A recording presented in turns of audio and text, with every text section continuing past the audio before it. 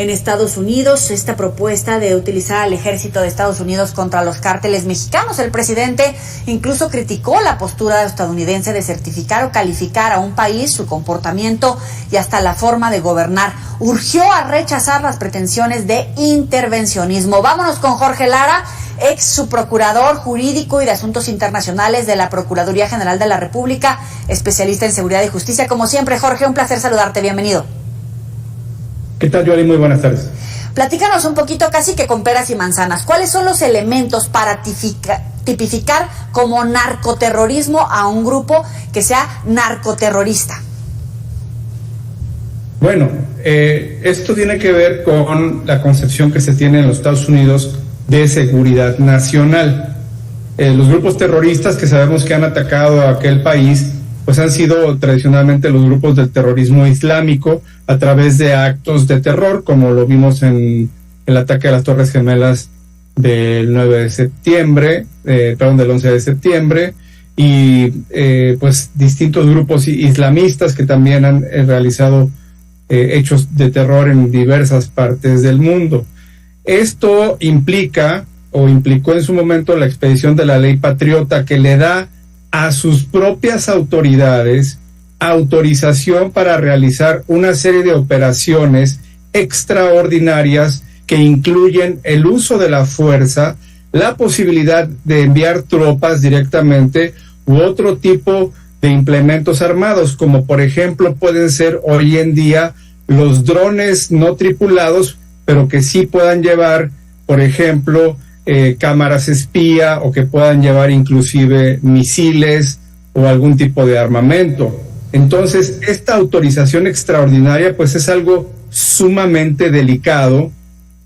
Por supuesto que esto nos indica la impaciencia que se tiene ya en los Estados Unidos, no solamente en el Congreso por el ala republicana más extrema, sino también esta preocupación es compartida por legisladores de las dos cámaras. Veíamos al senador Menéndez, por ejemplo, también hablar muy fuertemente sobre lo que está pasando en México en este tema en particular, con quejas inclusive de la DEA, de la directora general de la DEA, en una audiencia la semana pasada. Esto también está en todos los periódicos importantes, el New York Times, el Wall Street Journal, el Washington Post, ya sus barras editoriales, sus boards de jefes editores, ya todos están manifestando una grave preocupación pues por la serie de omisiones y la política de brazos muertos, de brazos que no están colaborando en este tema con los Estados Unidos. El propio presidente López Obrador lo ha dicho abiertamente. Él impulsó inclusive una ley abiertamente para reformar los temas de la colaboración y, digamos, cerrar los espacios de colaboración de las agencias de Estados Unidos en México. Y a esto lo sumamos la expresión del ex procurador Barr, sí, diciendo algo gravísimo, que es que el jefe habilitador de los cárteles es el presidente de la República. Esta expresión no la habíamos escuchado nunca prácticamente respecto de un jefe de Estado en funciones. Entonces, pues de alguna manera hay que tomar nota con mucha seriedad.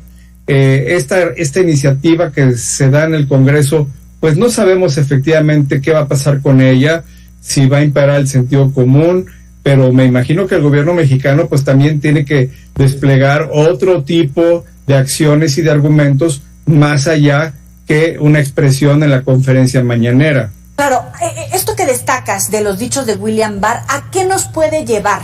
Y también, obviamente, si hay elementos para tipificar a grupos del narco en México como grupos terroristas bajo la perspectiva de Estados Unidos. Bueno, respecto de Barr, no hay que olvidar que él detuvo a Genaro García Luna en 2019. ¿Sí? Y que haya sido el ex procurador que detuvo a Genaro García Luna, que ahora haga una declaración no velada, no indirecta, directísima sobre el presidente, pues nos da mucho que pensar de lo que puede venir más adelante respecto de la reflexión de las autoridades de los Estados Unidos respecto de nuestras autoridades hoy en día. por lo que tiene que ver por la iniciativa, pues perdóname, pero estarías previendo que es más o menos como que le va allanando el camino a Felipe Calderón, o ¿cuál es tu lectura en este sentido?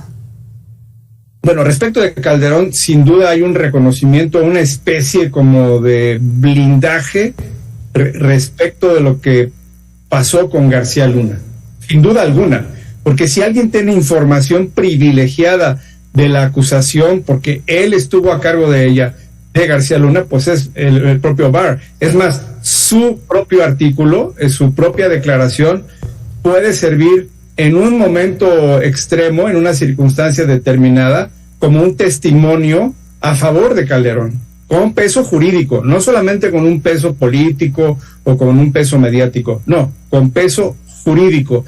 Ahora que en México hay voces del gobierno, etcétera, que señalan a Felipe Calderón y tal cual, bueno, la declaración de Barr puede ser la declaración más importante en todo este contexto. Y pasando a lo de López Obrador, pues recordar que ahorita quienes gobiernan en Estados Unidos pues es el Partido Demócrata, pero con una presencia muy importante, un empuje muy importante de los republicanos. Entonces los escenarios se están moviendo de una manera muy dinámica. A mí me parece que el presidente López Obrador tiene que tomar con mucha seriedad estos señalamientos. También hay que tomar nota de la realidad. A partir de que él toma la presidencia, se han cuadruplicado las muertes en los Estados Unidos por consumo de drogas, no solamente fentanilo. Ciertamente el fentanilo es la droga más letal hoy en día, pero es evidente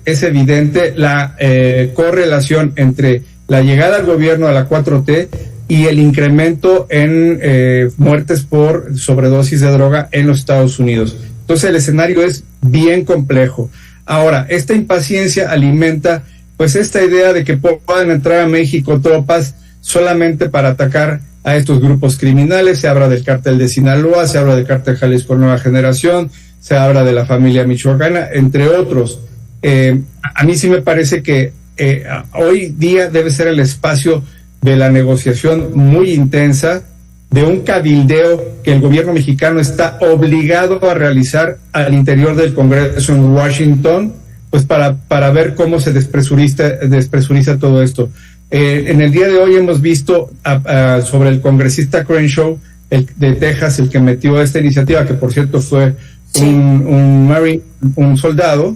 Hemos visto un intercambio muy subido de tono de tweets de él con el presidente López Obrador y de él con el senador Ricardo Monreal. Entonces, hoy en día la situación está más tensa. Yo diría que este es el momento de mayor tensión en la agenda de seguridad en muchos años, y me parece que el gobierno mexicano no debe tomarlo a la ligera ni hacer un comentario pues como el que se hizo de que este es un asunto meramente propagandístico. ¿Por qué razón? Porque son cientos de miles de muertos en Estados Unidos por este tema. Ya serán más de 270,000 muertos por estos consumos problemáticos, y para Estados Unidos es un problema que no admite postergación y tomarlo a la ligera. Mira, es que coincido en lo que dices. Por la mañana Ricardo Monreal decía en las cuentas de Twitter, ustedes lo pueden ver directamente en las cuentas: como líder de la mayoría del Senado, expreso mi rechazo y preocupación ante la iniciativa presentada en enero de este año en el Congreso estadounidense por el senador tejano. Y responde el senador: ¿los líderes del cártel escribieron este tuit por ti? Es gravísimo lo que dice, Jorge.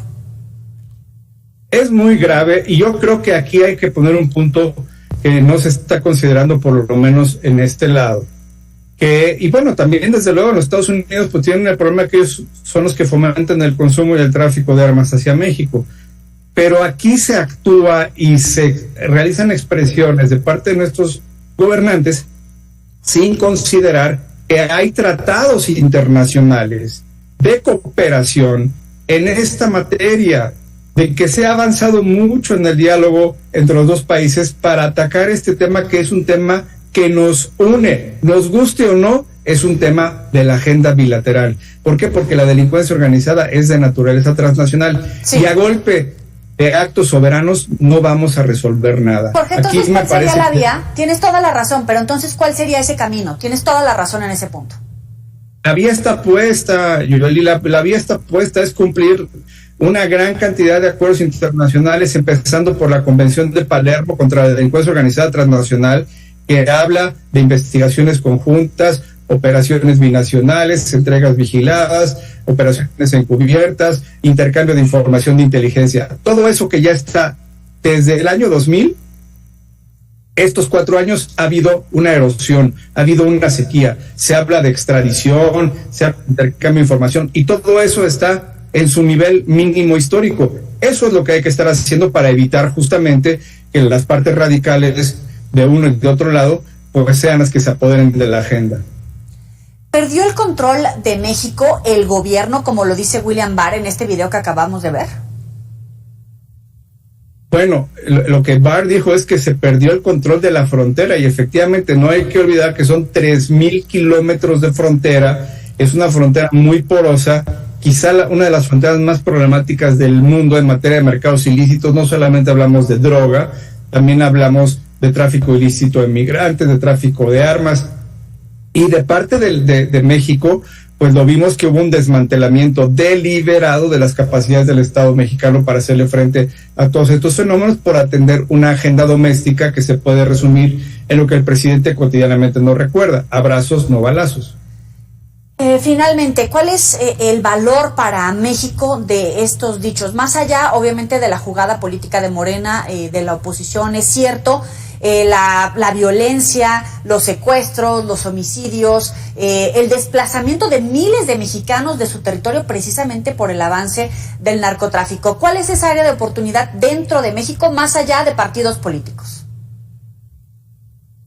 Bueno, el devolver el trabajo de asistencia de cooperación binacional por las vías institucionales, el recuperar los mecanismos que se construyeron y que fueron muchos años de construcción. Ya no existe la política de certificación de los 80s, eso hay que decirlo. Ya México es un socio de tú a tú con los Estados Unidos, con una gran cantidad de potencialidades. Ahorita tenemos lo del nearshoring, que es la relocalización, que nos puede dar un impulso económico fabuloso, pero estamos perdiendo todas estas oportunidades por no mostrarnos quizás como un socio que se las juega con su socio en estos temas que para ellos son tan importantes, y que hay que entenderlo así. Estamos dándole más guiños a países dictatoriales como Venezuela, como Nicaragua, como Cuba, y a los Estados Unidos los estamos tratando de manera fría. Vemos lo que pasó en las últimas semanas, en donde incluso se puso en riesgo una inversión de $5,000 millones de la planta de Tesla, otra vez por ideas pues que solamente yo creo que podrán entender en el gobierno, pero que para el resto de nosotros no son entendibles. Entonces yo creo que hay que entender en dónde deben de ubicarse las prioridades de trabajo, de asistencia, de colaboración, y en esa medida México pues podrá seguirse favoreciendo del impulso que tiene la región de Norteamérica. Jorge Lara, muchísimas gracias por estos minutos para el auditorio de Mega Noticias. Con mucho gusto, Yoli. Buenas noches. Buenas noches. Gracias por seguir a través de las redes sociales. Nuestras entrevistas las puede recuperar en esa vía o a través de nuestros siguientes espacios informativos. Vamos a la pausa, volvemos.